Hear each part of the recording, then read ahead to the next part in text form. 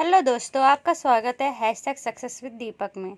आज जो हम टॉपिक लेके आ रहे हैं उस टॉपिक का नाम है बैक्टीरियल ट्रैकाइटिस। ठीक है, बैक्टीरियल ट्रैकाइटिस होता किससे है, क्या है? तो ये एक life threatening acute bacterial infection है।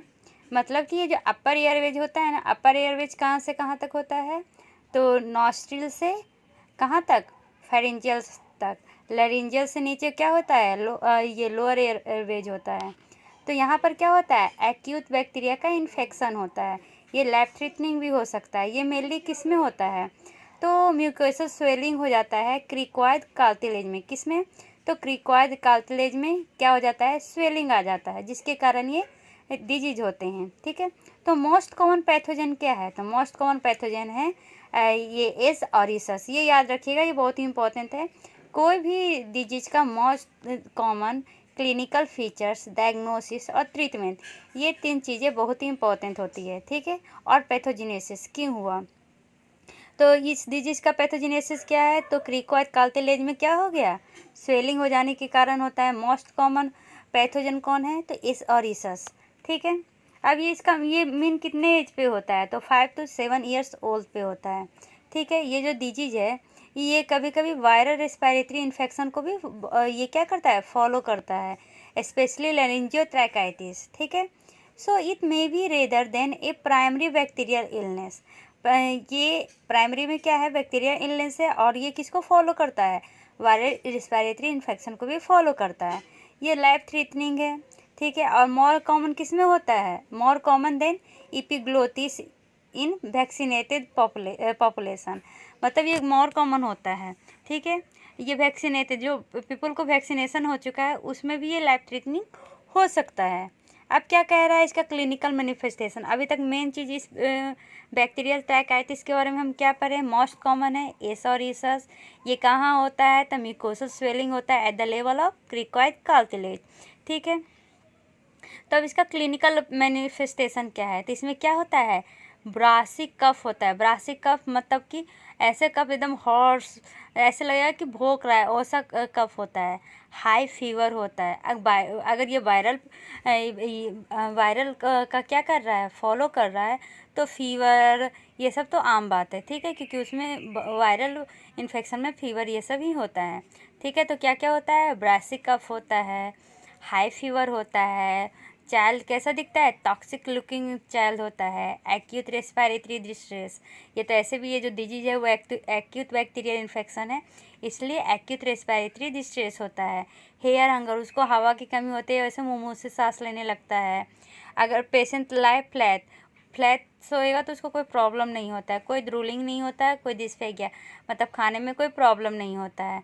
लेकिन जो इसका कॉपियस होता है ना वो पॉजिटिव होता है। मतलब कैसा सिक्रिएशन होता है? तो थिक पुरुलेंट सिक्रिएशन होता है, कफ की तरफ से वो क्या खखार उसको कहते हैं ना, वो निकलता है। ठीक है, अब क्या हो गया?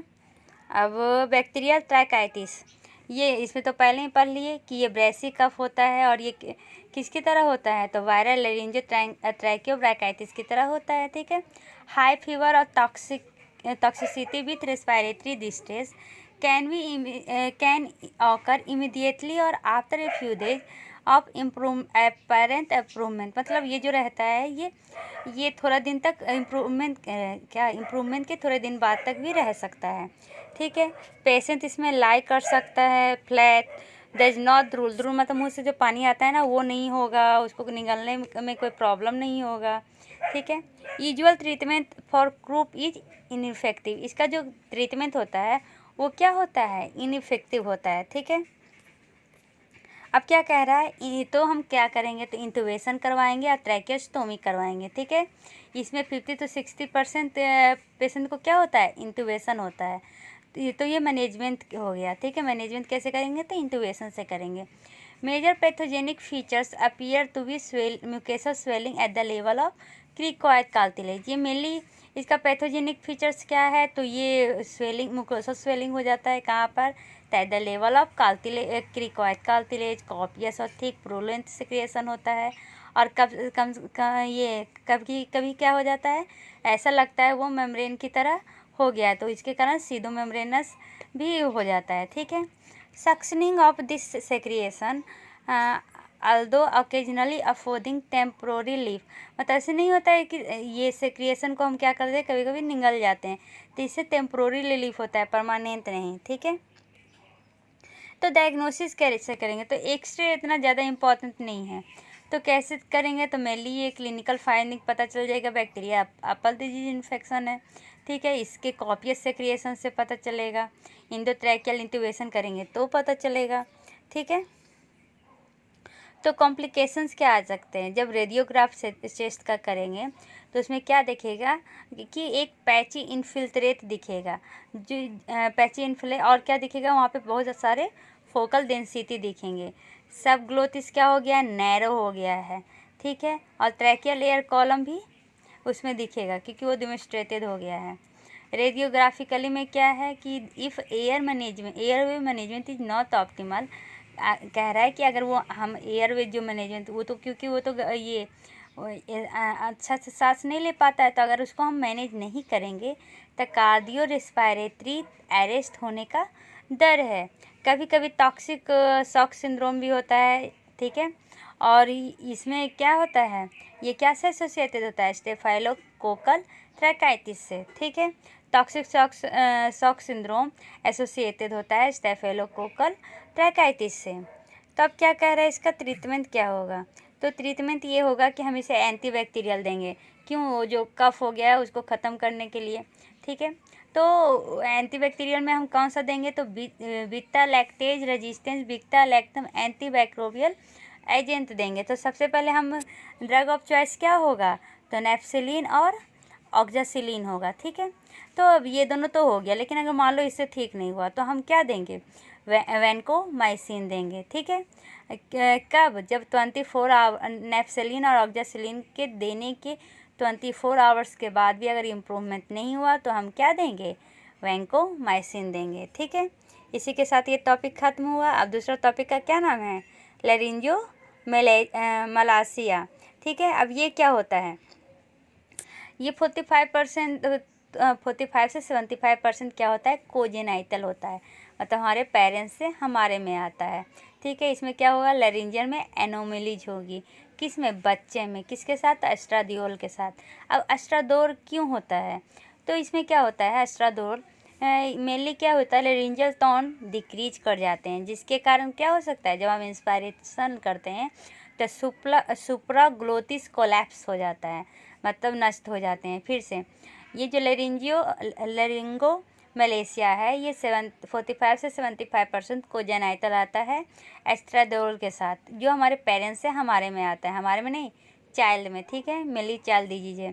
तो ये एस्ट्राडियोल होता क्यों है, जब हम इंस्पायरेशन लेते हैं तो हमारा क्या, सुप्राग्लोटिस कोलैप्स कर जाता है। क्यों, क्योंकि जो लैरिंजियल टोन है वो डिक्रीज हो जाता है। ये मेनली कब अपीयर होता है, तो फर्स्ट सेकेंड वीक में होता है, और ये इसका सीवियरिटी कब तक रहता है, तो 6 मंथ तक रह सकता है। तो इसमें अदर सिम्टम क्या दिखते हैं, तो गर्ड, गैस्ट्रोइसोफेगल रिफ्लेक्स डिजीज और लैरिंजियोफेरिंजियल रिफ्लेक्स डिजीज और न्यूरोलॉजिकल डिजीज दिखेंगे। ठीक है, तो इसका इन्फ्लुएंस कैसे होगा, तो इसके सीवियरिटी पे ये डिपेंड करेगा। अब क्या कह रहा है कि इसको डायग्नोसिस कैसे करेंगे, डायग्नोसिस करने के लिए क्या किया जाएगा, लैरिंजियोस्कोपी किया जाएगा, क्योंकि लैरिंज का क्या हो रहा है, कोलैप्स हो रहा है, तो इसलिए हम क्या करेंगे, लैरिंजियोस्कोपी करेंगे। ठीक है, और क्या क्या करेंगे, तो चेस्ट रेडियोग्राफ करेंगे, जिससे ये पता चलेगा कि कितने कोलैप्स हुए हैं और कितना नहीं। अब इसका ट्रीटमेंट कैसे करेंगे, तो मेनली ये अपने आप ठीक हो जाता है। ठीक है, तो हम क्या करेंगे, ऑब्जर्व करेंगे। ठीक है, और क्या करेंगे, अगर कुछ ज़्यादा हो गया तो उसको मैनेज करेंगे, लैरिंजियोफेरिंजियल रिफ्लक्स को मैनेज करने के लिए हम क्या देंगे, एंटी रिफ्लक्स मेडिकेशन देंगे। तो कौन सा, हिस्टामिन H2 रिसेप्टर एंटागोनिस्ट। इसमें क्या सा आता है, जितना भी दीन, जैसे रानितिदीन, ये सब तिदीन वाला हम क्या देंगे, मेडिसिन देंगे। और प्रोटॉन पंप इनहिबिटर में ओमेप्राजोल, जितने भी जोल वाले आते हैं वो प्रोटॉन पंप इनहिबिटर में होता है। ठीक है, इसी के साथ ये वीडियो ख़त्म होती है। अगले वीडियो में हम अगले बीमारी को लेके आएंगे। तब तक के लिए bye bye, take care, see you.